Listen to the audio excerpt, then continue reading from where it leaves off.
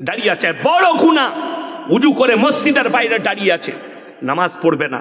শুনেলেন চায়ের দোকানে অনেক লোক ফুটানি করে, নামাজ না পড়তে পারি গ্রামে আমি ভালো লোক বলে না, এরকম মাল নাই?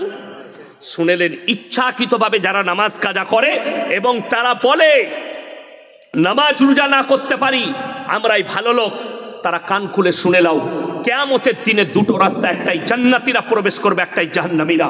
আল্লাহ তাআলা কোরআনে বললেন জান্নাতি যারা হবে তারা জাহান্নামী দিওকে দাঁড় করাবে, কি বলে? ফি জান্নাতি ইয়াতাসাআলুনা আনিল মুজরিমিনা মা সালাকাকুম ফি সাকার। তোমরা কেন জাহান্নামে যাচ্ছ? তোমরা বলতে আমরা ভালো লোক, আমরা ভদ্রলোক, নামাজ না পড়তে পারি, রোজা না রাখতে পারি, আজকে কেন তোমরা জাহান্নামে যাচ্ছ?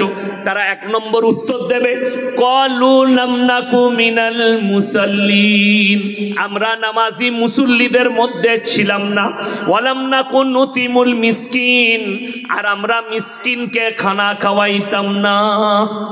এই মিসকিন আর ফকিরের পার্থক্য আমাদের সমাজের লোক জানে না, আলেমরা ছাড়া। কেন? আপনি জানতে চাননি? কোনোদিন জিজ্ঞেস করেছেন এই মৌলবিদিকে, মৌলী সাহেব একটু বলে দেন তো হুজুর, ফকির আর মিসকিনের মধ্যে পার্থক্য? ফকির মানে যার কাছে কিছু আছে। এই বোম্বেতে গত বছরে ধরা পড়েল, ওই হাজি আলীর রাস্তায় ভিক্ষা করে, কিন্তু পুলিশ যখন যাঁচ করলো তার বাড়ি থেকে 5 কোটি টাকা বেরিয়েছে, ভিক্ষা করে জমা করেছে 5 কোটি। তার মানে ফকিরের কিছু আছে, আর মিসকিন মানে নিঃস্ব, কিচ্ছু নাই, এলেম বাজারে হাটে শুয়ে থাকে, তার কিচ্ছু নাই, লোকে পয়সা দিলে তার দিনে খাবারটা জুটে, এর নাম মিসকিন। আল্লাহ তাআলা বললে তারা মিসকিনকে খানা খাওয়াইতে উৎসাহিত করে না।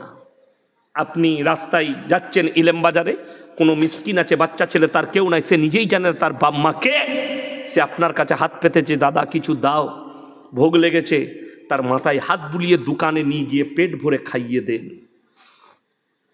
মিসকিনকে খাওয়ানো হবে, তারা বলবে আমরা মিসকিনকে খানা খাওয়াইতাম না, তাই আল্লাহ আমাদেরকে জাহান্নামে পাঠিয়েছে। ওয়া কুন্না নাখুদু মাআল কাঈদিন, এটা সবথেকে প্যাথেটিক এবং মারাত্মক। তারা বলবে অঙ্গীকার করে, আল্লাহ আমরা সেই দিনে, হে জান্নাতি ভাইয়েরা, আমরা দাড়ি টুপি নামাজি মুসল্লিদের মজাক উড়াতাম, আল্লাহ তাই জাহান্নামে পাঠিয়েছে। আপনি নামাজ পড়তে পারেন না, আল্লাহর কাছে কাঁদবেন, আল্লাহ নামাজি করো, কিন্তু দাড়ি টুপিওয়ালাদের মজাক কেউ উড়াবেন না। জোরে বলুন ইনশাআল্লাহ। যারা বেনামাজি তারা নিয়ত করলেন নামাজ পড়বো। আমাদের মায়েদের সমস্যা কি?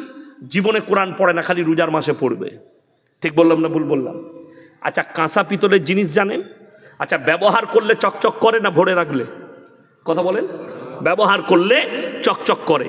কোরআন এমন এক মুকাদ্দাস কিতাব, এই আলেমদিকে জিজ্ঞেস করুন, কোরআন যে যত বেশি পড়বে আস্তে আস্তে আল্লাহ তার দিলেতে গেঁথে দিবে। অনেক মানুষ আছে যার সূরা ইয়াসিন মুখস্থ হয়ে গেছে, মুসল্লি, সূরা কাহাফ মুখস্থ হয়ে গেছে, পড়তে পড়তে সূরা রহমান মুখস্থ হয়ে গেছে। কেন? যত পড়বে আস্তে আস্তে আল্লাহ দিলে গেঁথে দিবে।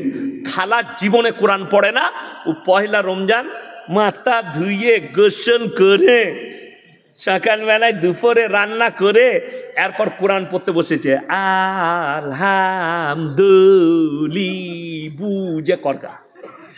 আর আমাদের দেশে জান্নাত খুব সহজ, পুরো রমজান মাস কোরআন পড়লো, 27 রমজান হাফেজ সাহেবদের বাজার লাইকে, হাফেজ সাহেবরাও চিন্তায় পড়ে যায়, আমরা ইমামরা, যে আল্লাহ দোয়াটা কি করে করব।